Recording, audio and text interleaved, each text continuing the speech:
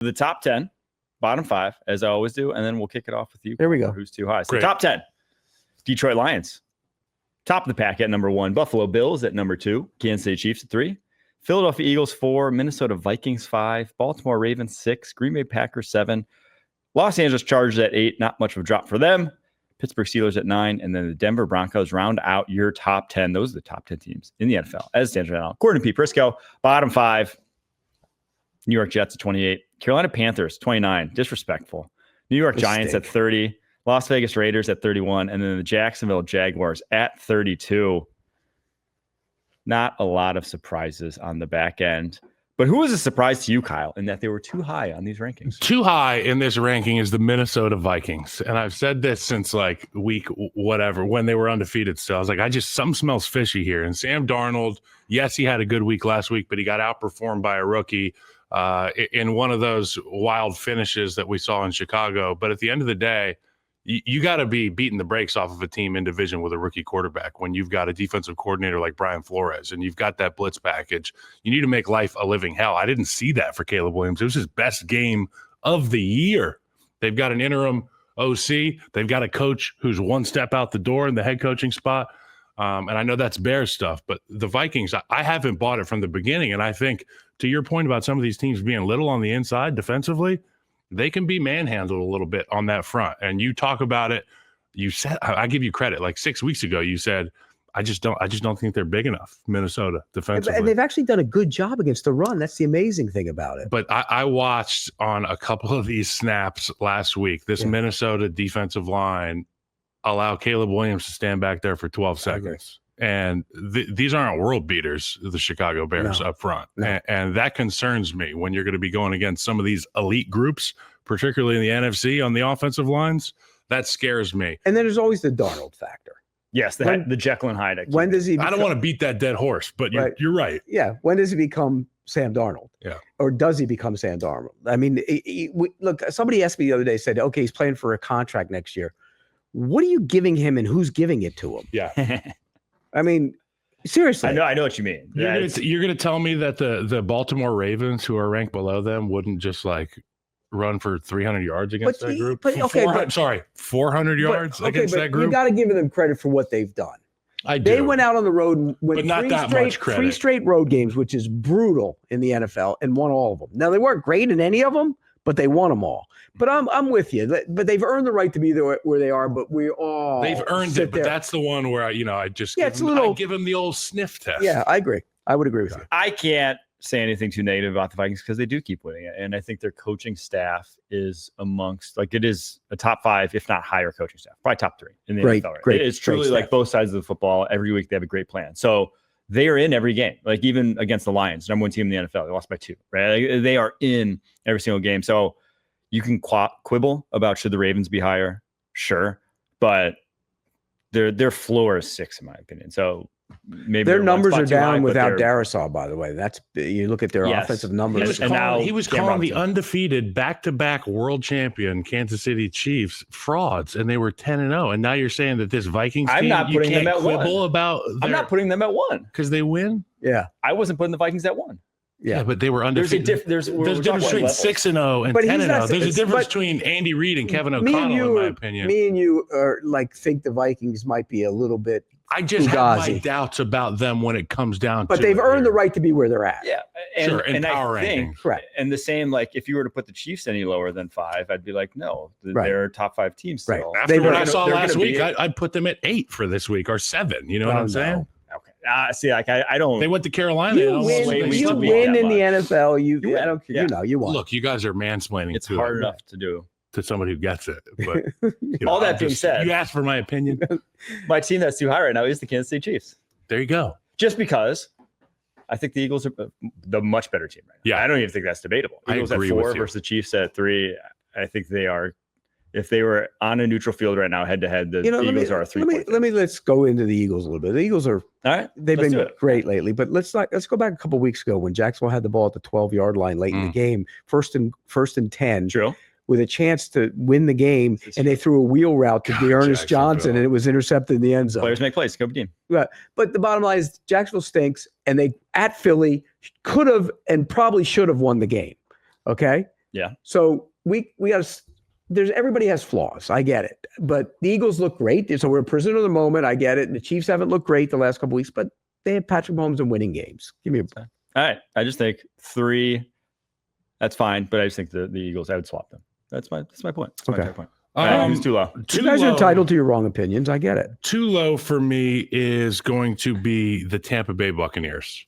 So they are at 16 right now. Yeah, they're at 16. They're going to win. They're going to win out.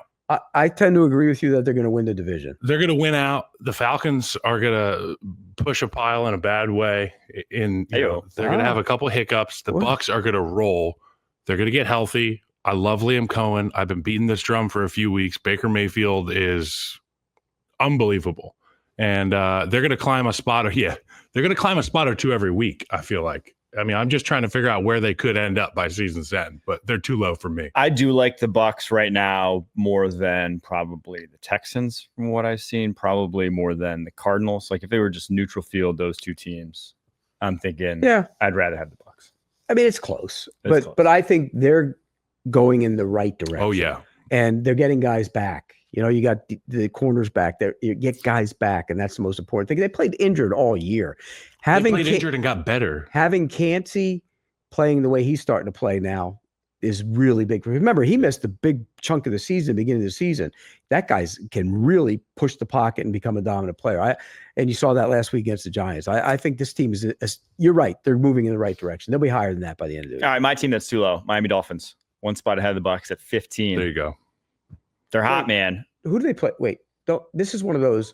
I don't think I'm going to get my Christmas present this week, hoping you get the Christmas present. Don't they? Oh, wait, they play the Packers this week. Oh, they play the Packers on Thursday night. There you go.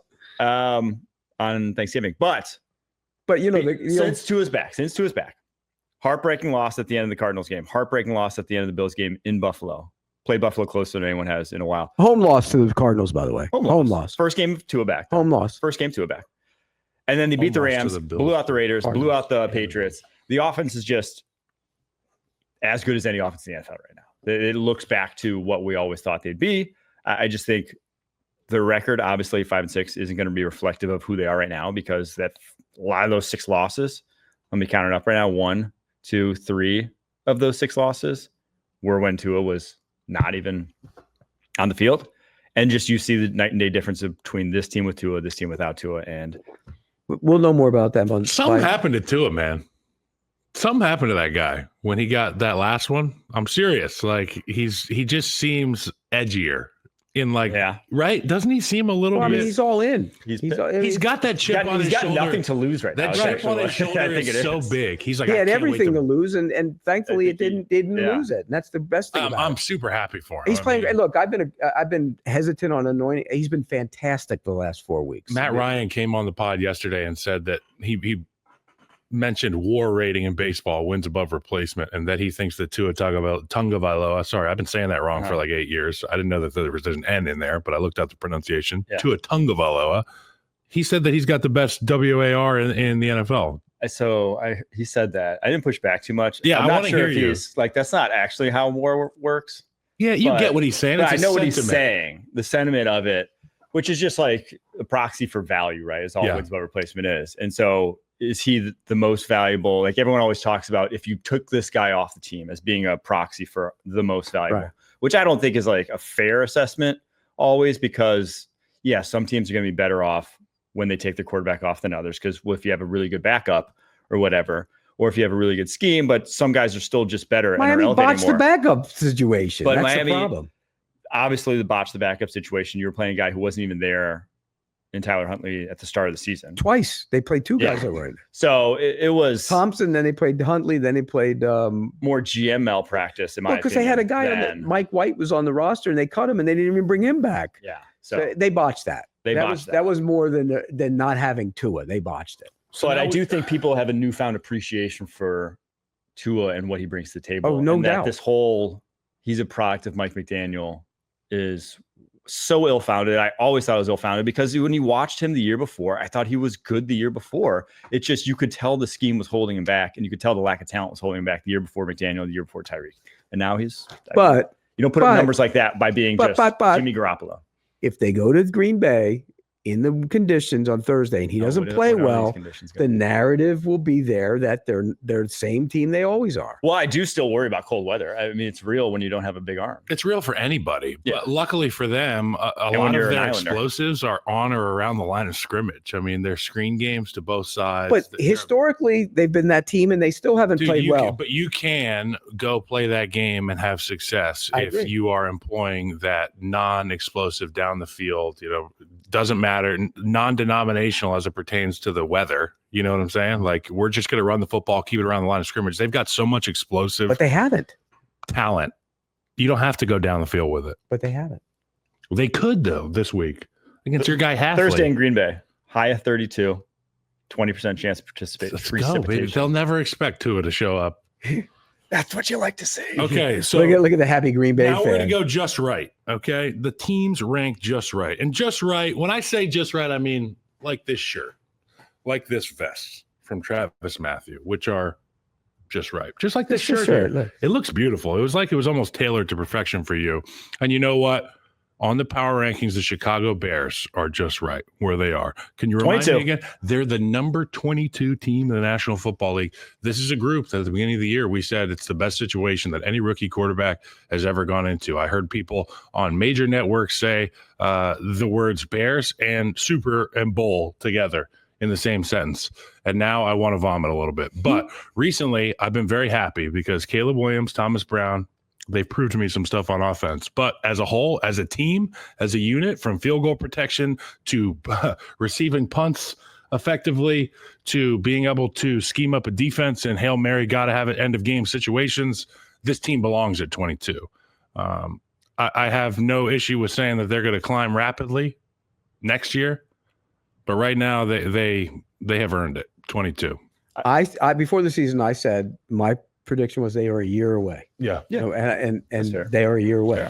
And there's good stuff. Who's the coach? But there's bad That's stuff. The question. Well, if they want to retain a guy like Thomas Brown on the offensive side of the ball, because it's going to be really tough to go get a guy like Ben Johnson, right? Right. I mean, which is who everybody wants to get in Chicago. You can't pluck.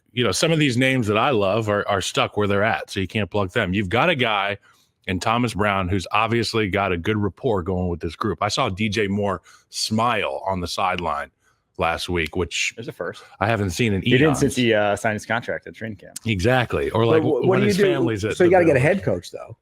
Mike Vrabel. I don't know. Bring some toughness to him. Come on. So I heard Lance Briggs talking about this on the radio. Lance Briggs, one of the baddest dudes ever. You know this. Oh, Lance Briggs is and good. He was saying the problem is they haven't matched up someone who's made for Chicago yet as a head coach. And when I think about a guy like Mike Vrabel, do it all, blue collar, gritty. Like Ditka. Dude, come on. Like Ditka. Come on now. And thoughts and prayers for Ditka. He's not doing too well right now, but we're going to be thinking about old Coach. I will just say, I think it was like 3 weeks ago, I had the Bears on my too high list when they were like 11. That's good. Do the siren. Do the siren. Apology siren. I called it siren. Thank you. We needed that soundboard, dude. Everybody always likes to be right, don't they? Yes. Never admit when you're wrong. When I'm correct about the Bears, it just makes me feel that much better. Yeah. This is good. My just right Goldilocks team, San Francisco 49ers at 18. You're just too banged up. You're too without Nick Bosa and obviously without Brock Purdy. They're even lower than this, but like even with Brock Purdy, you can't expect to be consistent when you're trying to do a new lineup every single week. And that's Are they done?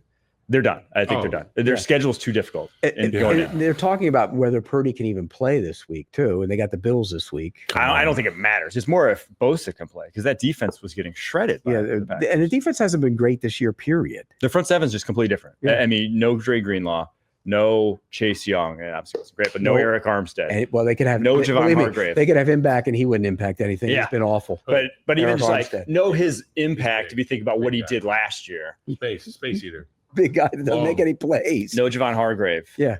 So when you lose 3 of your 4 pass rushers It's like, oh, why can't we rush the passer? It's because you don't have anyone anymore. It's just they don't have the team that was there is not there anymore. They don't remember the 49ers always were nasty. Dude, when the 49ers took the field against Kansas City Chiefs in the Super Bowl, that first few drives, it was like, oh my God, the Kansas City Chiefs are in trouble because this Niners group is a badass bunch. Right. I don't feel that now. No, not at all. But they're not.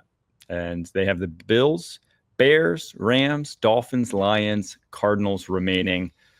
They're toast. The only thing is that division you don't have one layup on their schedule. But the only thing is that division is so average at best. Well, but the thing is so average, but it's so average that every single team is right at your level right now. You know, it's no like, oh, we just have to overcome this one team who they could slip and then we get to the top. Like Seattle plays the Jets, then they play a rematch with Arizona next week. At Arizona, they could lose both those games. As bad as the Jets are, that Seattle could lose both those games, and then it's wide open. But even if they win 4 of their next 6, which I think is a high mark for the Niners, because you still have the Bills this week, and maybe without Purdy, and then the Lions. Right. So it's like if you win 4 of your next 6, say you sweep the Bears, Rams, Dolphins, Cardinals, you still might miss the playoffs, right? Because someone could still get to 10. So it's not a good team right now. All right, that was the Goldilocks segment brought to you by Travis Matthew, apparel designed for confidence and comfort, no matter where the day takes you.